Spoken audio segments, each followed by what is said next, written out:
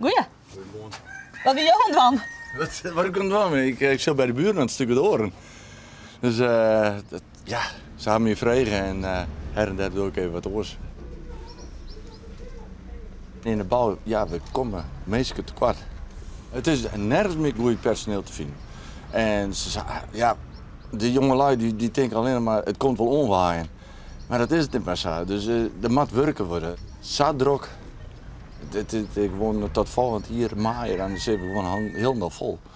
En ja, je probeert wat om mensen op te leiden en je zegt van ja, ik krijg smarige honden en dat wil ik net. Zeg je het? Een beetje smarige honden, een beetje wiet en even het rust zetten. Dus het is jouw sport? Het is werk. Ik ga nog andere dingen en sporten. Ik ben schaatstrainer. Oh. Dus ja. We hebben echt hele leuke ridders. Echt dat ik denk van, nou, die komen heug. Ja, ja. En dan ben we echt met een aantal trainers bezig om dat op een heel heug niveau te krijgen. En ja, Zakrek en Peer hadden NK-rieden van sprint. Het is heel leuk. Ja, geweldig. Nou, ja, ik had toch mijn Schenkie Knecht.